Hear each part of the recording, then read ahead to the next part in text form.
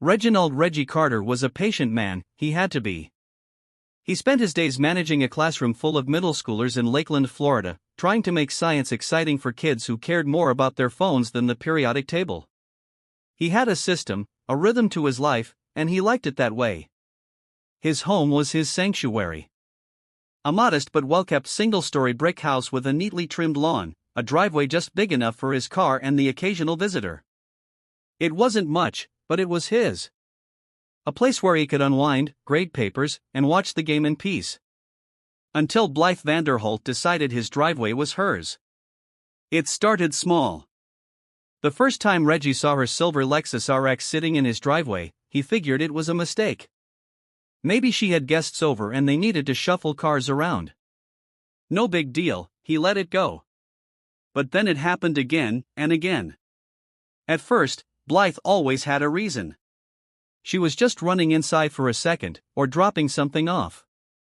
She'd flash a tight-lipped smile, a dismissive wave of her manicured hand, and that was supposed to be enough. Reggie didn't like it, but he wasn't the type to make a fuss over nothing, until the day he came home from work tired, hungry, and ready to collapse on the couch, only to find her Lexus parked dead center in his driveway again. This time, there was no one in sight. Reggie took a deep breath, exhaled through his nose, and knocked on Blythe's door. She answered with the kind of expression that made it clear she already knew why he was there. "Reggie, what's wrong?" she asked, feigning surprise, her tone dripping with condescension. Reggie nodded toward his driveway. "Your car's in my spot again." Blythe blinked, as if the thought had never occurred to her. "Oh, I was just, well, I had a delivery and the driver needed room to back out," she smiled, like that explanation should have ended the conversation. "You don't mind, do you?" "I do, actually," Reggie kept his voice calm. "I need you to stop parking in my driveway." Blythe sighed dramatically. "Well, I live right next door, Reggie, it's not like I'm parking on some stranger's property." "You're parking on mine," Blythe scoffed, rolling her eyes. "Are you really that bothered by a car sitting there for a few minutes?" "It's not a few minutes," Reggie said, crossing his arms. "It keeps happening, and I need it to stop." She let out a sharp laugh. All right. No need to get all worked up. I'll move it." She did that time, but it didn't stop. Over the next few weeks, the pattern continued. Reggie would come home and find her car exactly where it shouldn't be. If he left a note, it disappeared. If he knocked on her door, she suddenly wasn't home. One evening after a long day at school, Reggie pulled up to see not just her car in his driveway, but another one, some shiny black BMW that definitely didn't belong to him. Enough was enough. Reggie parked on the street, grabbed his phone, and snapped a picture. Then he knocked on Blythe's door harder. This time, she opened it with zero urgency, her face a mask of mild annoyance. "Reggie," she said, dragging out his name like he was inconveniencing her. "Whose car is that?" he asked, pointing toward his driveway. "Oh, that's my friend's," she said breezily. "We were having a little get-together, and well, you weren't home. Thought it wouldn't matter." "It does matter," Reggie said, his patience thinning. "This isn't a parking lot, Blythe. This is my home." She folded her arms, tilting her head like he was the unreasonable one. "Well, you should have said something earlier." "I would have moved it." Reggie clenched his jaw, inhaling slowly. "I am saying something right now. Move the car." Blythe rolled her eyes but finally stepped inside to call her friend. Reggie waited 10 minutes, 15, and at 20 minutes, he was done waiting. He walked back to his own house, sat on his couch, and started looking up the number for the local towing company. But this was just the beginning. Reggie wasn't the type to stir up drama. He lived his life quietly, minded his business, and gave people the benefit of the doubt. But Blythe Vanderholt had officially crossed the line. The next morning, he left early for work, but not before calling the HOA. He didn't expect much. HOAs were notorious for siding with the people who had the most influence, and Blythe, she was practically royalty on the board. But he figured it was worth a shot. The response was exactly what he expected. Sir, unless there is physical damage to your property, we really don't get involved in neighbor disputes, the bored-sounding woman on the other end said. Have you tried speaking with her? Reggie sighed. That's all I've been doing. Well, we can send a courtesy email, but that's about it. A courtesy email? Reggie scoffed. Yeah, that'd teach her. But Reggie wasn't going to waste his energy arguing. He thanked the woman and hung up. If the HOA wasn't going to do anything, he'd handle it himself. He left one last note on Blythe's windshield that morning, in big bold letters, "Do not park here again." But when he came home that evening, the note was gone. Her Lexus RX was not only in his driveway again but parked at an angle, like she didn't even care. Reggie pulled his car onto the street, staring at the scene in disbelief. She wasn't even trying to be subtle anymore. Fuming, he walked up to her door and knocked hard. It took a full minute before she finally answered, wine glass in hand, looking like she'd just been in the middle of a relaxing evening. Reggie, she said, drawing out his name, like he was an interruption to her night. I need you to move your car. She took a slow sip of wine before responding. Oh, yeah, about that. I meant to text you, but I figured you wouldn't mind, since you always park on the street anyway. Reggie's fingers flexed at his sides. He forced himself to stay calm. I do mind. This is my property, Blythe. She let out a sharp laugh, shaking her head like he was being unreasonable. Reggie, seriously? You're getting bent out of shape over a driveway? He took a step closer. No, I'm getting bent out of shape because I've told you over and over to stop doing this, and you keep ignoring me. Blythe rolled her eyes, swirling the wine in her glass. All right, fine. I'll move it. Reggie exhaled, willing himself to let it go. He turned to head back to his house, and then Blythe muttered something under her breath, not loud enough for him to catch every word, but just enough for him to catch the tone. He turned back. What did you just say? She gave him an innocent look. Nothing. No, you said something, Blythe smirked. I just don't get why some people are so uptight about the smallest things there. It was that smug, passive-aggressive entitlement that made his blood boil. Reggie didn't say anything else. He just walked back to his house, pulled out his phone, and saved the number for the towing company.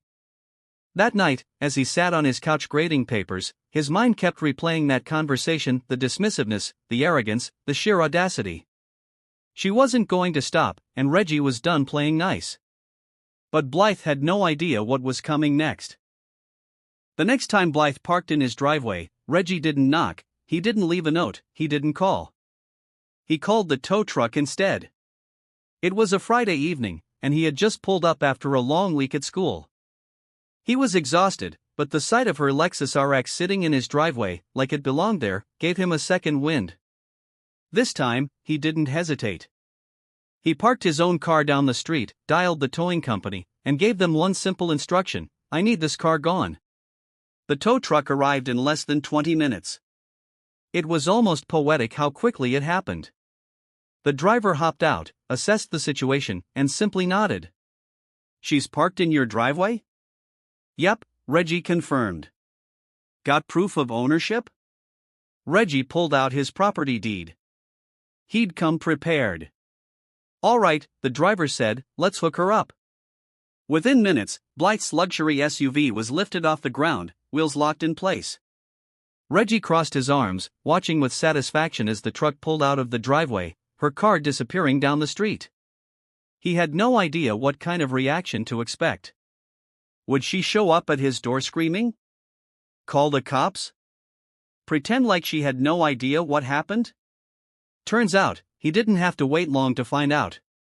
About an hour later, just as he was settling in for the night, bam, bam, bam, his front door shook from the force of Blythe's fists pounding against it. Reggie didn't rush. He took his time standing up, stretching his arms, making her wait. Then he opened the door. Blythe stood there in flip-flops and silk pajama pants, looking absolutely livid. Her phone was clutched in her hand, her perfectly styled blonde bob slightly out of place. Where is my car? She snapped. Reggie tilted his head. Oh, you mean, the one that was illegally parked in my driveway? Her nostrils flared. Don't play games with me, Reggie. Where is my car? He shrugged casually. Towed.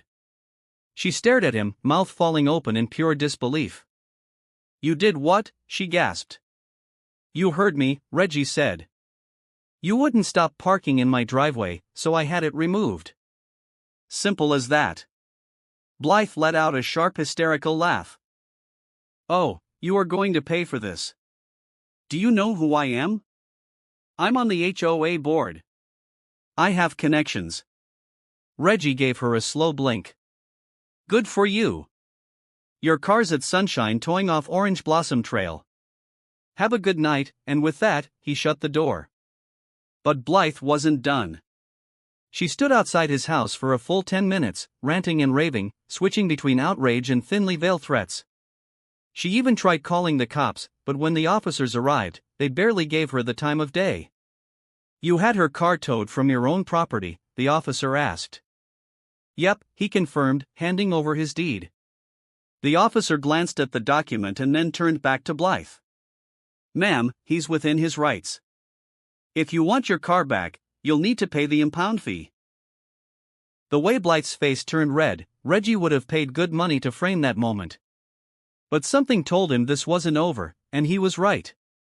Reggie thought that after getting her car towed, Blythe would finally get the message. She didn't. If anything, she doubled down. It started small. Little passive-aggressive digs that were more annoying than anything else. First, she left a note on his door, written in bright red marker, as if she thought she was making some kind of legal statement. This is a community. We should all be more considerate of our neighbors. Reggie tossed it straight in the trash. Then came the HOA complaints. A letter arrived in his mailbox a few days later, claiming his front porch plants were in violation of community aesthetics. Reggie laughed out loud. The same potted ferns that had been there for the past 2 years were suddenly a problem? Then another letter. His garbage bins were left out too long. And another. His mailbox paint was fading. By the fourth letter, Reggie wasn't even mad. He was impressed. She was putting in real effort. But the worst part? She started calling security on him. One evening, Reggie was watering his lawn when a white security SUV pulled up, lights flashing. A tall, middle-aged officer stepped out, adjusting his belt like he had something important to do. You live here, sir? He asked. Reggie frowned. Yeah. Why? The officer cleared his throat. We received a call about some, suspicious activity. Reggie let out a slow breath. Suspicious. That word again. He turned his head and, sure enough, there she was. Blythe Vanderholt, standing on her porch, arms crossed, pretending to be oblivious. Reggie gave the officer a dry look. So, watering my lawn is suspicious now? The officer had the decency to look uncomfortable. Look, sir, Save it, Reggie cut him off. I already know who called. Tell her to find a new hobby. The officer sighed, nodded, and walked back to his car. And Blythe? She smiled. Like she had one. Reggie wasn't having it. He marched straight up to her porch. Blythe. She blinked, feigning innocence. Oh, everything okay, Reggie? I saw security here. Hope nothing serious happened. He folded his arms. You know damn well why they were here. Blythe gasped. Reggie. No need to be rude. I was just concerned. We have a duty to watch out for our neighborhood, don't we? He stared at her. She wanted a reaction. She wanted him to lose his temper, to give her something she could use against him. So he did the one thing she didn't expect. He smirked. Calm. Controlled. Amused. I'm done playing games, Blythe. His voice was low. Steady. I gave you more chances than you deserved. But you keep pushing. So let's see what happens when I push back. For the first time, she looked unsure. And she should have been. Because the next time she parked in his driveway, Reggie wasn't just going to tow her car. He was going to make sure it hurt. And Blythe had no idea what was coming. Reggie didn't have to wait long. Just 1 week later, on a Saturday afternoon, he pulled into his street, whistling to himself after a good morning at the gym, only to see Blythe's Lexus RX parked dead center in his driveway. Not only that, it was blocking his garage. It was bold. Disrespectful. And this time, his entire family was on the way over for a cookout. Reggie sat in his car for a moment, just staring. Then he put it in park, stepped out, and made one call. "Hey, this is Reggie Carter," he said, voice calm. "I need a car towed." "Same location as last time." The dispatcher chuckled. "Let me guess. Same car too?" "You got it. We'll be there in 15. Reggie smiled.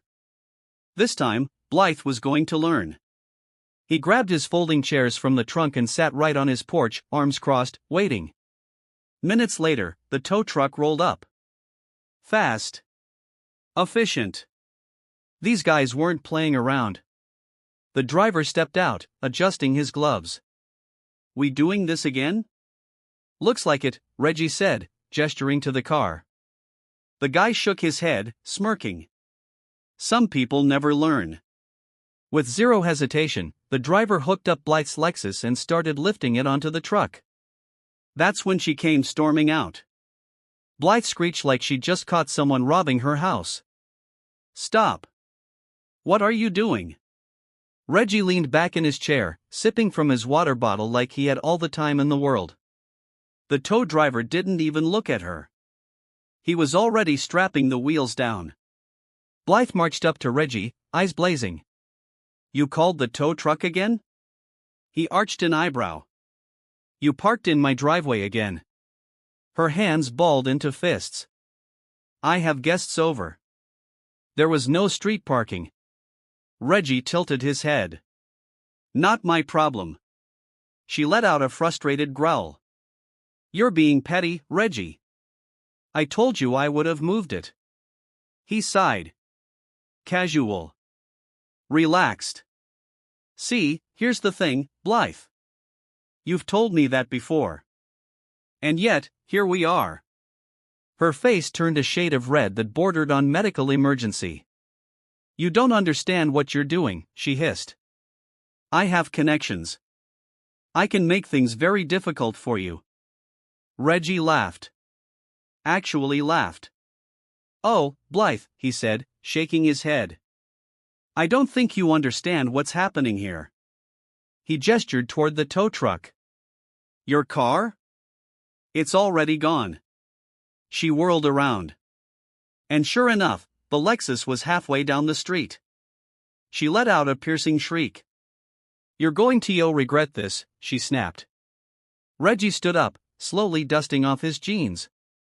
"No, Blythe." His voice was calm. Firm. "You are." She stood there, seething, as he turned and walked inside, just as his family started arriving. And as they greeted him at the door, laughing, hugging, catching up, Blythe stood on her porch. Alone. But she wasn't done yet. And Reggie knew it. The second tow should have ended things. But Blythe? She wasn't the type to take a loss quietly. She wanted revenge. And this time, she wanted the whole neighborhood to watch. By Monday morning, Reggie was the villain. At least, that's what Blythe wanted people to believe. The HOA board, her friends, sent out a community-wide email about the recent neighborly disputes that had escalated unnecessarily. The wording was carefully crafted. Passive-aggressive, but vague. Making it seem like Reggie was the one causing trouble. Then the flyers started appearing. Yes. Flyers. Printed. Laminated. And taped to every mailbox on the street. Is this the kind of community we want? Do we tow our neighbors instead of talking to them? It was laughable. Reggie yanked the one off his own mailbox and shook his head. She was really doing all this over a driveway. But the best part? Nobody was buying it. Blythe had pushed her luck one too many times. The morning after her latest stunt, Reggie's phone lit up with messages. Neighbors. Parents from the school. Even a few HOA members who weren't in Blythe's pocket. Hey man, saw the flyer. What the hell is wrong with her? We all know she's a nightmare. She tried to fine me $200 last year for a wind chime. If she parks in your driveway again, I'll split the tow fee with you. Reggie chuckled at that last one. The best part? He didn't even have to defend himself. People had seen her antics for years. The unnecessary complaints. The fines. The power trips. And now that she was embarrassing herself so publicly, they were turning on her. Then came the HOA meeting. Normally, Reggie didn't bother going. But this time? He had a front row seat. He walked in, arms crossed, and took a seat right across from Blythe. She refused to look at him. The meeting started with the usual nonsense. Budget talk. Landscaping updates. A reminder about trash bin placement. Then one of the board members cleared his throat. We need to address a complaint that's been filed regarding misuse of private property. Reggie leaned back, waiting. Blythe sat up straighter. She was ready. Ready to play the victim. But the board member kept going. The complaint is against Blythe Vanderholt. Reggie didn't even hide his grin. Blythe's head snapped toward the board. Excuse me? A few members shifted uncomfortably. One of them, a woman in her 60s, sighed. Blythe, we've had multiple reports of you harassing residents and using HOA resources for personal grievances. Blythe's jaw dropped. That's ridiculous. I'm the one being harassed. But the board member kept reading. We've reviewed several complaints, including misuse of security calls, unauthorized HOA communications, and retaliatory actions against residents. Blythe turned to the board, eyes wide. You're taking his side? The woman shook her head. We're taking the side of the community. Blythe opened her mouth. But she had nothing to say. She looked around the room, searching for support. But found none. She wasn't in control anymore. And for the first time? She knew it. But Reggie wasn't done watching her fall. Blythe was losing control, and she knew it. For years, she'd ruled over the neighborhood like a self-appointed queen, using the HOA to bend the rules to her will. But now, her influence was slipping through her fingers. And she was desperate to grab onto anything to get it back. That's when she made her final mistake. 2 days after the HOA meeting, Reggie was pulling into his driveway when he noticed something strange. His trash cans were missing. Not tipped over. Not moved to the side. Just gone. He stepped out of his car, scanning the street. And then he saw them. Behind Blythe's house. Stacked neatly. Like she had taken them on purpose. Reggie laughed out loud. This woman had tried emails, flyers, security calls, HOA fines. And now she had resorted to stealing trash cans? It was pathetic. But Reggie wasn't going to let it slide. He pulled out his phone. Snapped a few clear photos. Then calmly walked up to her front door. Knock, knock. No answer. Reggie knocked again. Harder. After a long pause, the door cracked open. And there she was. Blythe looked different. No smug expression. No fake smile. Just tired. Like she already knew she had lost. Reggie held up his phone. You want to tell me why my trash cans are in your backyard? She crossed her arms. I don't know what you're talking about. Reggie let out a low chuckle. Blythe, I have pictures. Let's not do this. She stared at him. Silent. You've lost, he said simply. You can't find me. You can't call security. The HOA isn't backing you. And now, you're out here stealing trash cans like a crazy person. Blythe's eyes flashed with something sharp. But she didn't speak. Reggie took a step closer. Calm. Steady. Unbothered.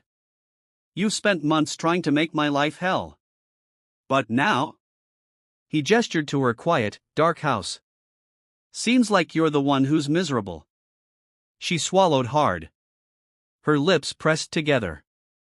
Then, without another word, she shut the door. Reggie smiled. That was the smartest thing she'd done all year. But there was still one last piece of justice left.